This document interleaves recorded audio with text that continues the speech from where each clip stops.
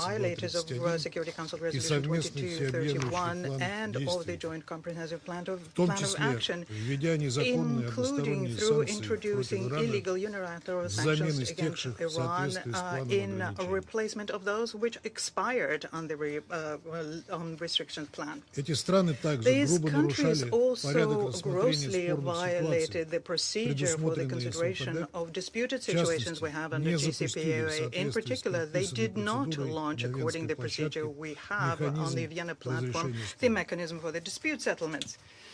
And I would like to recall here that Resolution 2231 is an integral document, and it does not allow for a discrepancy between that mechanism and the JCPOA, which has always been and remains its integral part. Attempts on the part of the European countries to present the situation as though they have the right to activate the punitive positions of the resolutions while themselves do not fulfilling their own obligations are disingenuous and politically and legally cannot hold water. And that is why we do not acknowledge the complaint presented by Berlin, London, Paris, complaint to the Council under the meaning of the Resolution 2231. In this regard, therefore, we see no need for the current presidency to undertake any steps here, including the step to introduce a resolution.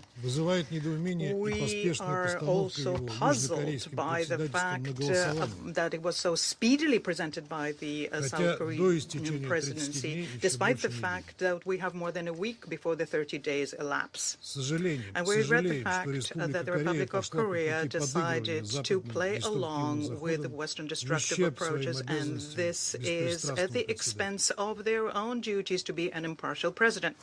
Overall, what is happening today gives us the feeling that we're witnessing a clumsy performance aimed at creating a fake parallel reality, which has nothing to do with the political or legal foundations for the work of the Security Council. It's not a secret for anyone that the UK, France, and Germany have no concern at all about the fate of the JCPOA or the authority of the Security Council. Their only goal now is to use the Council as a tool for their bad faith play, as a lever to exert pressure on a state out of favor, a state which is trying to defend its sovereign interests. And here you have a very good illustration of the fact that our European colleagues do, in essence, reject diplomacy. They prefer the language of blackmail and intimidation. Last week in Vienna, we officially proposed that we held a meeting of all initial participants of the JCPOA so as to have a family, as it were, discussion of the way we can get out of the current crisis. The UK, France, Germany, and the United States' reaction to that was a rejection of our proposal. And therefore, under other circumstances, we wouldn't have participated in the current shameful performance in the Security Council. We wouldn't have participated in that. And the reason we're doing that today only because the content of the document tabled provides for the keeping of the regime of lifting sanctions against Iran. And this is in line with our own long-standing principled position. This does not, however, give an iota of legitimacy to either the European statements about launching Snapback or the actions undertaken by the presidency undertaken in the development of this idea. And I would like to ask that this be reflected in the record of this meeting. I thank the representative of Russian Federation for the statement. I now give the floor to the representative of China. Thank you, President. At the moment, there are major discrepancies concerning the invocation of the snapback mechanism among all parties within the Council, including whether E3 have the right to invoke the snapback mechanism. China maintains that under such circumstances, hastily pushing for a vote on the draft resolution might exacerbate confrontation further unconducive for the resolution of the issue. Thank you, President. I thank the representative of China for the statement. I now give the floor to the representative of United Kingdom. Thank you, President. I want to be clear that the United Kingdom considers the argument just made by the Russian Federation to be entirely without merit. As the foreign ministers of France, Germany, and my own country, the United Kingdom, have set out, our decision to snap back is entirely legal, justified, and consistent with the requirements of Resolution 2231.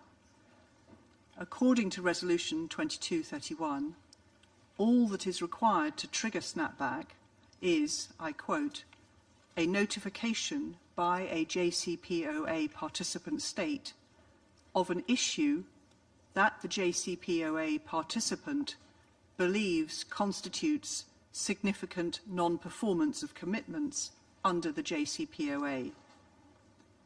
It is a plain fact that the E3 made this notification on the 28th of August and that snapback has therefore been triggered. We therefore look forward to proceeding to the vote on the draft resolution. I thank you. I thank the representative of United Kingdom for the statement. In accordance with Rule 37 of the Council's Provisional Rules of Procedure, I invite the representative of the Islamic Republic of Iran to participate in this meeting. It is so decided.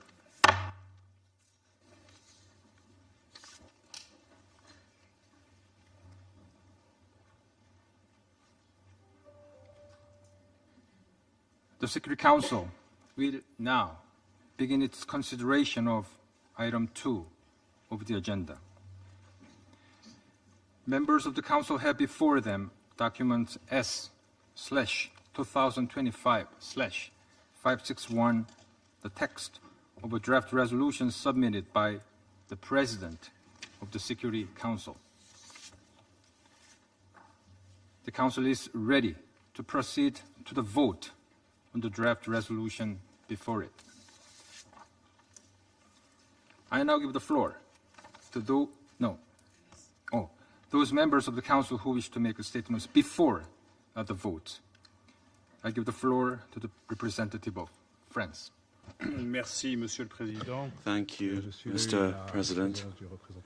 I welcome the presence of the representative of Iran to the meeting. I'd like to thank the Presidency for having organized this meeting today on a central issue for international peace and security and for non-proliferation.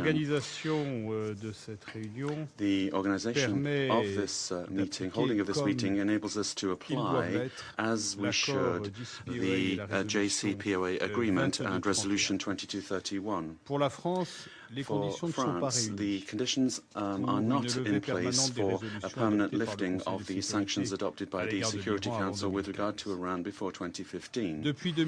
Since 2019, Iran has chosen to stop implementing its commitments under the JCPOA and has engaged in an escalation of its nuclear program. This escalation